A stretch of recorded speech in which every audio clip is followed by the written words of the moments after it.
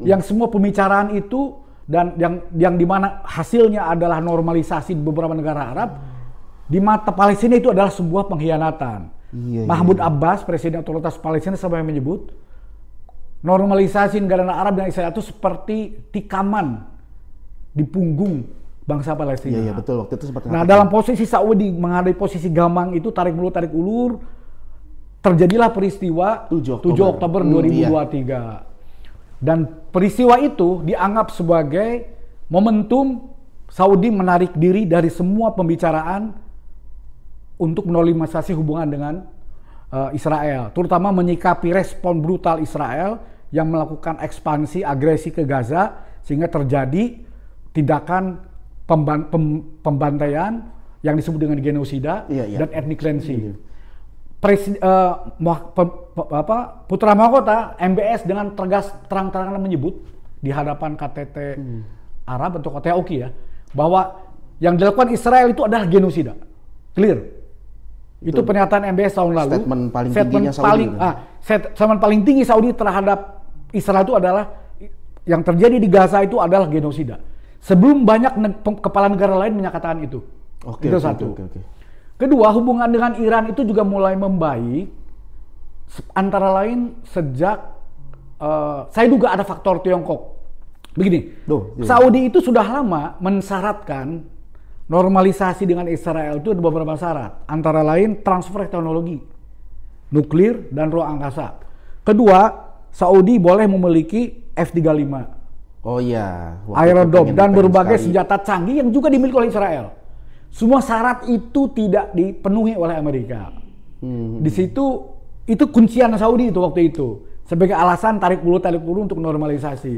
Di pihak lain, di Tengarai, Saudi sudah mulai mata mencari sumber lain sebagai untuk mendapatkan alih teknologi tinggi, antara lain Tiongkok.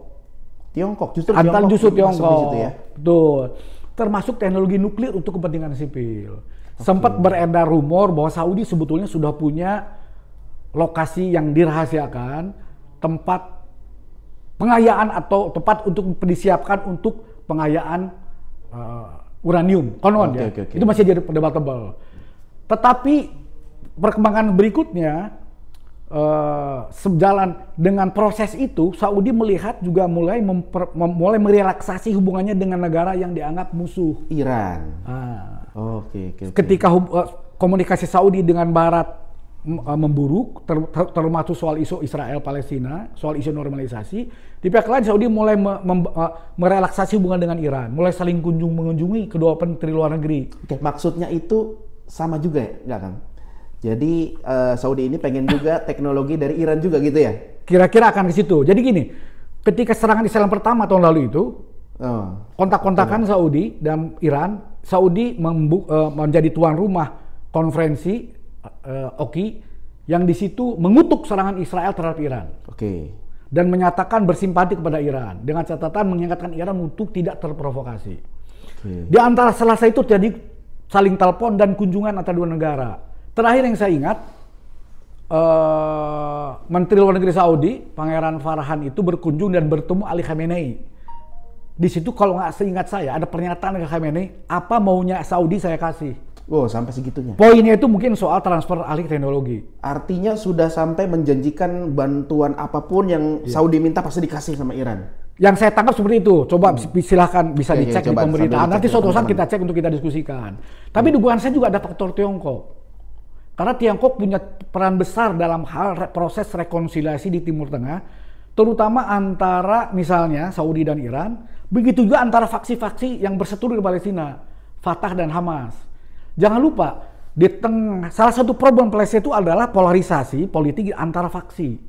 Fatah yang dominan dan memimpin di tepi barat dan mendominasi otoritas Palestina sebagai bagian terkuat dalam PLO. Di pihak lain Hamas yang di luar PLO dan berkuasa di Gaza. Hanya di Gaza, jalur Gaza aja. Tapi kan rakyat Palestina itu tidak ada urusan dengan faksi.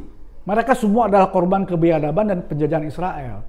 Salah satu kesulitan persoalan itu adalah kembali mempertemukan, mendamaikan Hamas dan Fatah.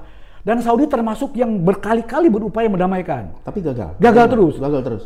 Seingat saya ingat tuh zaman Raja Abdullah tahun 2007 sampai mempertemukan Ismail Haniyah dan Mahmud Abbas di depan Ka'bah tahun 2007.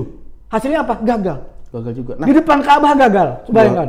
Nah, saat ini upaya itu sedang dilakukan lagi. Dan ini bukan cuma Saudi, akhirnya beberapa negara Arab tahun lalu saya kira ya berkunjung ke Tiongkok, bertemu dengan Xi Jinping, antara meminta Tiongkok untuk memfasilitasi rekonsiliasi Hamas dan Fatah. Akhirnya bisa dipertemukan tuh. Dari akhirnya kemudian di pertemuan berikutnya perwakilan Hamas dan perwakilan Fatah mau ketemu di Beijing. Berhasil berarti. Berhasil dipertemukan lagi. Hasilnya belum juga, belum kelihatan, belum tentu juga. Tapi saya ingat ketika pemakaman Ismail Haniyah di Doha, ada perwakilan dari otoritas Palestina yang hadir di pemakaman Ismail Haniyah. Nah, di situ saya melihat Tiongkok juga ada peran. Apa yang Saudi melihat peran Tiongkok itu bukan cuma Saudi yang melihat, Mesir juga. Mesir juga. Anda jangan kaget 2 atau 3 minggu lalu ada pameran pesawat tempur Tiongkok di Mesir. Benar-benar. Jadi pesawat show of force, pesawat tempur Tiongkok di Mesir. Pesawat tempur siluman Tiongkok dipamerkan terbang di piramid itu ya, luar biasa itu. Itu kejutan dan itu buat Israel ancaman. Tapi itu kita diskusikan lain waktu. Gampang. Oke. Ya. Kembali soal Saudi lagi, ya. Itu menunjukkan bahwa hubungan Saudi dan Iran membaik, ya. Bahkan untuk kali pertama dalam sejarah, coba silakan cek. Saudi pernah ikut latihan militer bersama dengan Iran. Itu kalau latihan bersama itu udah termasuk tingkat kerjasama diplomasi tinggi. Artinya sudah sangat erat. Sangat erat. Ini pasti jadi kejutan buat orang, pasti kaget. Saya yakin orang pada kaget. Jadi waktu di talk show saya kemarin di Kabar Pagi soal Saudi dukung Iran itu ya, banyak yang bertanya ke saya, kaget, kok bisa? Ini kan Sunni dan Syiah. Ini Sunni Wahabi lagi. Kan paling anti Syiah. Kan semacam itulah. Karena kan saya lihat di kalangan para buzzer di kedua belah pihak, baik kubu Iran, kubu Saudi, masih banyak yang belum move on. Masih banyak yang kaget-kaget. Sebetulnya gini ya, yang kita hadapi ini Israel. Buat Israel itu nggak ada urusan Sunni dan Syiah.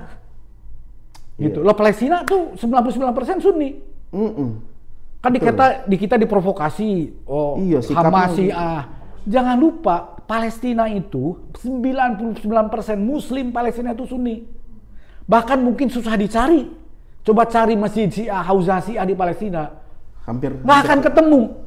Susah dicari. Di sana itu kuat. Orang Palestina itu mazhab Syafi'i. Sunni mazhab Syafi'i. Gaza itu tempat kelahiran Imam Syafi'i. Karena itu wajar di Palestina mayoritas mazhab Syafi'i. Sama kayak kita berarti ya? Fikih. Secara fikih mungkin pasti mirip kita dalam beberapa hal walaupun beda, tapi secara fikih mirip kita. Dan jangan lupa Salahuddin Al-Ayyubi yang menaklukkan Yerusalem itu juga mazhab Syafi'i. Iya betul. Tuduhan yang Hamas Syiah itu patah. Gitu. Saya kira 150, bukan 150%, 2000% salah. Coba Anda bayangkan begini, kalau Hamas itu Syiah, kan Ismail Haniyah itu gugur di Teheran karena dibom oleh agen Mossad yang menyusup ke dalam jajaran milik tinggi di Garda Revolusi Iran. Terbunuh di situ. Kenapa kemudian jenazahnya dibawa ke Doha, disolatkan di masjid negara Qatar yang namanya Masjid Imam Muhammad bin Abdul Wahab. Semua orang tahu itu tokoh Wahabi. Itu kan tokoh pendiri, dianggap pendiri Wahabi. Sangat benci betul toleransi sama yang namanya Imam Muhammad bin Abdul Wahab. Lah, Ismail Haniyah disolatkan di situ. Iya, itu mematahkan banget itu. Dan itu model pemakamannya sangat sederhana. Seperti halnya model ritual pemakamannya orang-orang Salafi Wahabi. Orang yang di Saudi ya. Orang Saudi, atau orang dianggap bermazhab Hanbali gitu ya, atau dianggap Salafi Athari. Jadi nggak ada upacara khusus. Nggak ada upacara khusus. Gitu. Itu jamaah yang hadir mesti itu penuh. Tapi dilakukan secara sederhana. Dan kita perhatikan, saya lihat waktu prosesi nggak ada perempuan yang ikut ke pemakaman. Iya. Itu menunjukkan Sunni banget itu. Sebetulnya ya, menunjukkan Sunni banget. Nggak ada orang di situ ratap-ratap, mukul-mukul, merobek-robek baju, nggak ada. Itu menunjukkan orang Hamas itu Sunni, ahlu sunnah, mazhabnya Syafi'i. Disolatkan di Masjid Imam Muhammad bin Abdul Wahab yang bermazhab Hanbali. Nah, ini pengalaman menarik juga. Pengalaman menarik. Tapi anehnya tuh ada yang menggoreng Hamas, Syiah. Iya. Gitu. Lah, kalau Hamas bisa kerjasama dengan Iran, ya begini, Hamas ada dalam posisi hampir tidak punya pilihan. ketika sebagian negara-negara Arab mengambil jalur kompromis terhadap Israel, apalagi ada yang sudah buka hubungan diplomatik dan yang normalisasi, Hamas masih dalam posisi non kooperatif. Ada Iran yang punya kesamaan frekuensi soal itu. Itu. Ya akhirnya tidak ada pilihan. Sementara di pihak lain Hamas juga tetap berusaha untuk tetap menjalin hubungan baik. Tapi nanti kita bahas di hari lain. Polemik soal ini ya.